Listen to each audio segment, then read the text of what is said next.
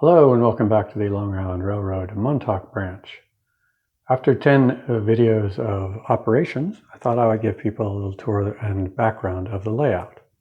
One of the reasons we bought this house is it's one of the 3 houses in coastal North Carolina that has a walk-in basement. At least that was one of the reasons I bought this house, or I wanted to buy this house. So anyway, it has finished area here. It's got an unfinished workroom over there in that corner, and then it has this weird windowless bedroom back there, which my wife, without even prompting by me, said, "Why don't you turn that room into a train room?" And I said, "Okay." So here we are in the train room. This room is approximately 10 by 13. This door arrangement in the corner presented a problem. We'll get to that. And it has these fake windows on the wall, which actually, they look silly, but they were helpful in setting up the railroad. Now, the first thing I did when granted access to this room was to repaint it in this nice pale green, which is the standard paint color when you can't think of anything else to use. And then I installed these track lights up there because previously the only light was this center light in the fan, which did not provide much light. There's still not enough light in here. I would definitely like to put in a valance with some LEDs over everything, but that's actually kind of low on the list. So once I started building the railroad, I was guided by basically Lance Midnime's books about building a shelf railroad. I deviated somewhat from his suggestions, but the first thing I had to do was build this part because the entire layout basically keyed on where the car float was, because I had to be able to fit the car float in and get the curve down here so that I could have it attached to the main line and also have enough room for this other access to the yard area. So that was the very first thing that got done. And I did that, and everything else grew from there. So let's go underneath. This will be fun. So I'm currently lying on the floor under the railroad, and you can see maybe that the railroad is actually built in sections because, the longest wood you can get is 8 foot. Oh, I suppose you could get 16 foot or 12 foot, but it won't fit in my car. So anyway, everything is built in sections that are no more than 8 feet long and then bolted together. You can see the bolts. There's one right there. And then I made sure I drilled holes in everything so the wire runs had a place to go. And then you can see here that I used Lance Midnime's method, putting the shelf brackets on the wall, and then, well, the supports on the wall, and then the brackets right there. The problem with that, you see, Lance wants you to build everything on a hollow core door, and I didn't do that. The problem with using the shelf brackets is that you have to make sure that you line up your cross pieces on your sections so that they line up with the shelf brackets, which have to be lined up with the studs in the wall. So it takes a little bit of doing. For most people, it's probably not a big deal, but remember, I am the world's worst carpenter. So for me, it was a big deal. And this is just more view of how I did the sections. They're all 18 inches wide, except for the island, which is 24 inches wide, where the yard and the car float is. And every once in a while, I used some styrofoam pieces like that one right there to hold up the styrofoam. And that's another thing I want to get to. Everything is built on styrofoam, 1-inch thick green insulation foam board. And most of it is laid directly on top of the woodwork, as you can see. Turns out that is not a good idea for a couple reasons. Stability being one. And the second is mounting switch machines. Now that's an old Atlas switch machine. It's no longer in operation. I replaced it with that, I put the light over there, the tortoise machine when I moved the track so that I could put the bridge on. But you can see that I had to dig a hole in the foam to mount the Atlas switch machine. And actually the tortoise switch machine, because it doesn't put any torque or tension on the foam, mounts just fine with double-sided tape. So that wasn't a problem. But the blue point switch machines that I like to use, like that one right there, do put a lot of tension on the foam itself because they're, push-pull actuated. So I had to screw those to pieces of wood and then glue the wood to the foam in order for it to be stable enough to work. So I determined that it's actually better to cover the framework with MDF and then put the foam on top of the MDF. And that way you have a firm platform underneath to screw things to, and you still have the foam on top, which I don't need to go into the advantages of doing things on foam. And there's some disadvantages, but overall I think it's worth it. Another thing I wanted to mention about using the foam is that the foam insulation board comes in 2x2 foot squares, which seems like a good thing to use, right? You just sit it on the frame and you cut 6 inches of it off, and it's easy to carry around, easy to fit in your car. But it turns out not so much, because even though they're all very, very close to being identical, they're not. Some warp, and they warp in not much, just like a millimeter's difference, and maybe they're like a millimeter difference thickness. But it does make a difference when you try to butt them end to end. So that's where these foam cross pieces are like that. And this one right here, they're every 2 feet where the pieces of the styrofoam, where the boundaries are, to keep them supported. Now, you can also get foam in 4 foot by 8 foot sections. And it's a lot cheaper that way, and it works much better. So if you're going to do this, don't use the 2x2 foot squares. Use the 4 foot by 8 foot sheets and then cut it. I actually bought a piece at Lowe's, and I took it out and I cut it, took a knife with me and cut it in the parking lot so that I could fit it in the back of the car, because a 4 by 8 foot sheet wasn't going to fit. And it's not hard to do. So use the big sheets, don't use the 2x2 foot squares. Now you can see here that halfway through, I switched from using the bookshelf kind of supports to using these heavy-duty supports, which I've seen a lot of other people use, and they're much better. I much prefer using those.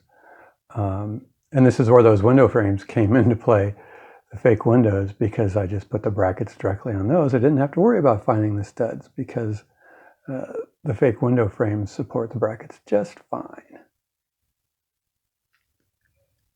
And finally, here on the last section of the layout, you can see where I did finally start mounting the foam directly on the MDF, and then put all the blue point switch machines, screwed them to the MDF. And I think it works a lot better. And you can see that I've wired all my blue point machines for powering the frogs, which is actually not hard to do. And you've done enough wiring, you can do a little bit more. Okay, we're back under the table over here. We're looking at wiring now. How do I describe my wiring technique? Careless is probably the best single word description of my wiring. I always have to track things back from beginning to end anyway if I'm ever going to do any wiring changes, so it doesn't really help me to have anything nicely bundled. In fact, it would just get in the way. So I just do my wiring as I need to and leave it at that. Let's step back a little bit. I use a Digitrax Zephyr Express. It's got about 3 amps, which seems to be more than enough. So I only have a single block, for lack of a better term, on the railroad. So I have a DCC bus that goes all the way around. And I also have a 12-volt DC bus for powering the lighting that goes all the way around. For the DCC stuff, I solder all my connections to help keep voltage drop to a minimum. But for the lighting bus, I have no problem using these the T-type connectors like those right there in the center of the screen. You can see here in the main area under the control, I've also put some LEDs, stuck them to the bottom of the foam there, so that if I need to do some work down here real quick, I can just turn those on. It's very helpful. I also have, pretty sure that's the LocalNet Wi-Fi interface box right there. And I believe that box is for the, I have a radio throttle, utility throttle, UT6D, whatever it's called. I believe that's it. So D for duplex, so it's radio controlled. That's around here somewhere. I think I'm lying on it, as a matter of fact. No, that's something else. So anyway, where was I? I also have a 3-volt, I think they call it a buckboard. Saw it on Larry Puckett, the DCC guy, to drop the 12-volt down to 3-volt. There it is right there. For this, the yard section of the railroad only needs 3 volts because I don't have any 12-volt lights down there. So I decided I would just use one of those for interest. I mean, just for practice, and then also just to see how it works. And it works fine. For most of my lighting, I drill 1/4-inch hole. That way the little fork connectors can fit right through it. But for the tugboat, which is right above there, I only drilled an 1/8-inch hole because I didn't want a big 1/4-inch hole through my water. So instead I used, oh God, Winston. Whatever one of those boards is called to connect it. That way I could pull the tugboat off if I ever need to do some work on it. Now you can see on this particular Blue Point switch machine, the wiring is quite complicated because it's the one underneath, or that controls the switch to the car float. And I wired it up so that as you position the switch, it turns the lights on and off on the various branches to the car float, which I demonstrated in a video a while back. So when the switch is one way, the green light is always above the spur that is active, that's, that the switch is pointing to. And I also have this switch so that it can be controlled from either side of the board. See? And also, if you're using Blue Point switch machines, you don't need to buy all those tubes and whatnot. As long as you have a straight run to the switch machine, just do this, which is use a 1/4 or 3/16 inch dowel, actually. Put a little eyelet in the end and open it up so you can stick it through the hole in the Blue Point switch machine, and then just run it straight back through your board, and then put a little knobby thing on the outside. There, knobby thing. And there you have it. Blue Point switch machine works fine. Don't have to buy all the expensive little clevises and cords and push-pull knobs and things like that.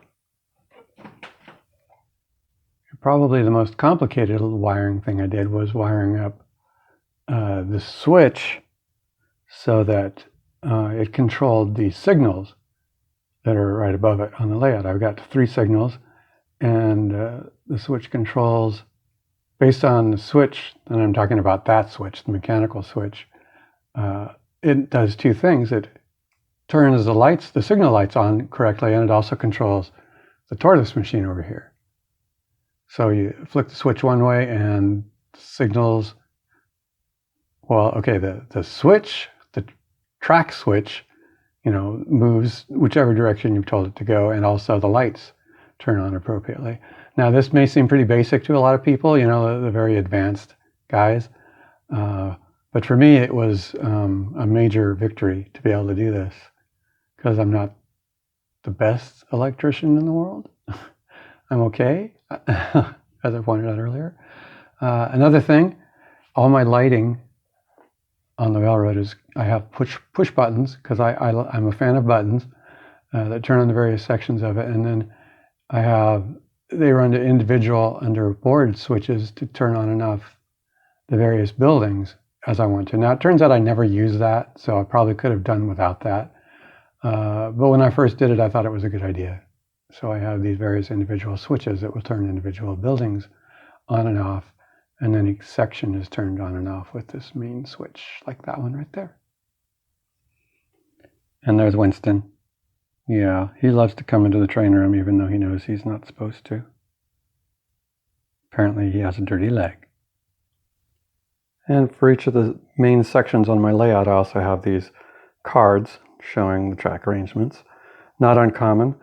I learned this particular way with the laminated design from a guy named Eric Miller, who used to do videos every week, but then he mysteriously stopped, and I haven't seen anything from him in a long time. So I hope he's okay. Eric, come back. Make some more videos. Okay, anyway, show some of the things in action. Since I don't necessarily need the lights on all the time, I have a separate switch for the apron signals. So if I want to use the apron signals, throw the switch on, and you can see maybe there are the lights on right there.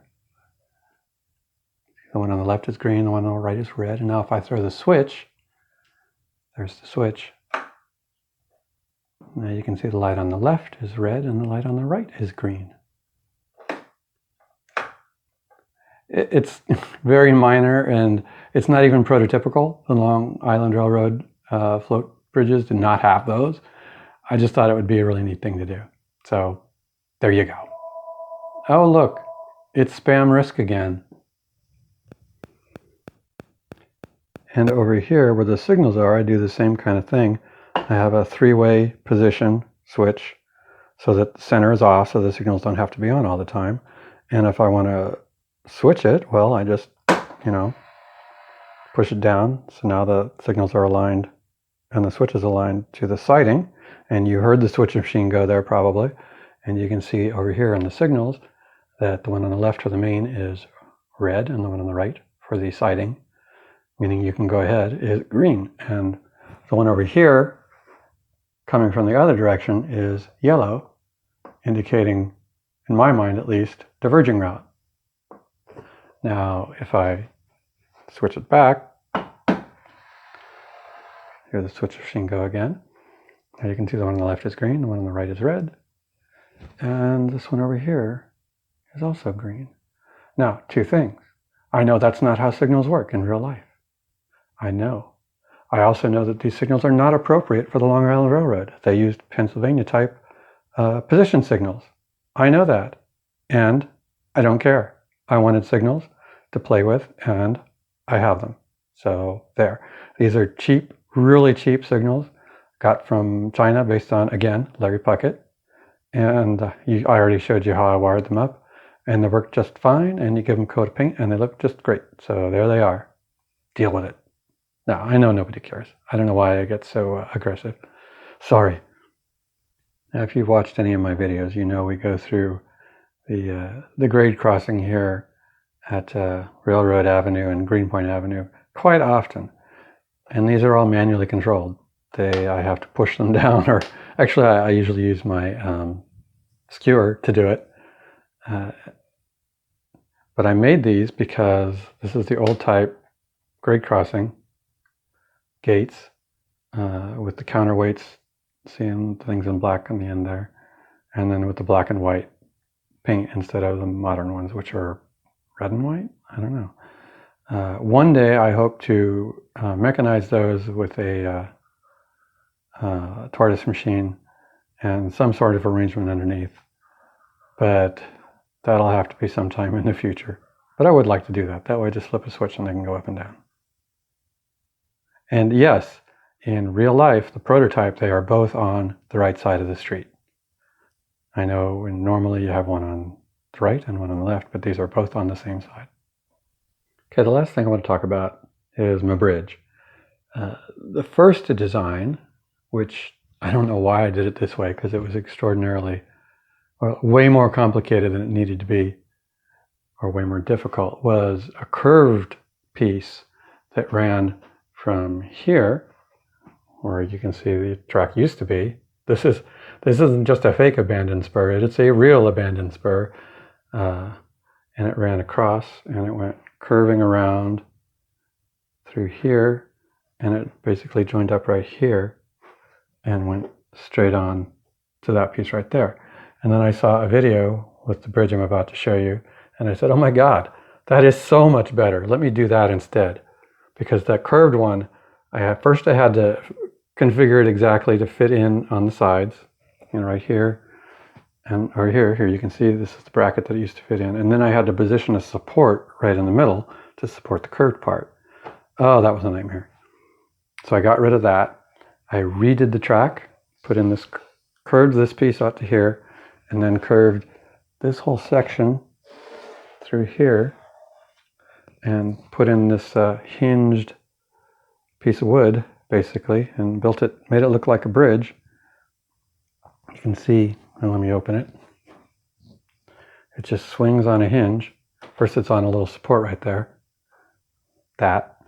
and it just swings over, and it cut it diagonally, so it just blocks right in, fits exactly. See, look at that. Pretty good, huh? Pretty exact fit. And runs across. And this moves every once in a while. I don't know why. In fact, you see it's not really lined up right there. I don't know why that is. It was lined up when I made it. There we go. That's better. And it's just a simple hinge right there. I had to do a little woodworking down on the bottom to get it to work. And then just a couple wires to power it. And it's great. It works great. Thank you, whoever made that video. I wish I could remember who you are. And I would also be remiss if I didn't thank my wife for making the black curtains to hide the island. Well, hide what's under the island at least. Makes it look a lot nicer. So thanks, Judy. And that's it. See you next time on the, where am I? The Long Island Railroad Montauk branch. Bye.